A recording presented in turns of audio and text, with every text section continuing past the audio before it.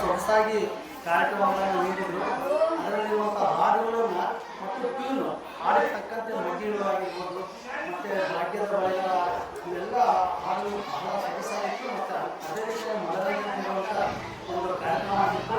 Magic ಅಂತೂ ಬಹಳ ತುಂಬ ಇಂಟ್ರೆಸ್ಟ್ ಆಗಿತ್ತು. ಮಕ್ಕಳು ಬಹಳ ಕುತೂಹಲದಿಂದ ವೀಕ್ಷಣೆ ಮಾಡ್ತಾಯಿದ್ರು. ಆದರೆ ಅದು ರಹಸ್ಯ ಏನೋ ಗೊತ್ತಾಗಲಿಲ್ಲ. ಕೊನೆಗೆ ಆ ಆರ್ಗನೈಸರ್ ಸಂಗೀತ ಆರ್ಗನೈಸರ್ ಮಾಡಿದ್ರು. ಅದರಲ್ಲಿರ್ತಕ್ಕಂಥ ಎಲ್ಲ ರಿವ್ಯೂಸ್ಗಳನ್ನ ಹೇಳಿದರು ನಮಗೆ. ಬಹಳ ಖುಷಿಯಿಂದ ನಾವೆಲ್ಲ ವೀಕ್ಷಣೆ ಮಾಡಿದ್ವಿ. ಏನು ತಂತ್ರ ಏನಿಲ್ಲ, ಮಂತ್ರ ಏನೂ ಅಲ್ಲ, ಕುತಂತ್ರ ಅಂದರೆ ಮಕ್ಕಳು ತಿಳ್ಕೊಂಡ್ರು.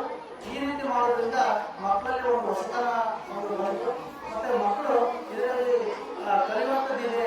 ಆದರೆ ಮನೆಗಳ ಮೇಲೆ ಯಾವುದೇ ಆಯುಧಗಳನ್ನು ಬಳಸಿ ಮಾಡಬೇಕಂತ ಒಂದು ತೀರ್ಮಾನ ತಿಳಿದ್ರು.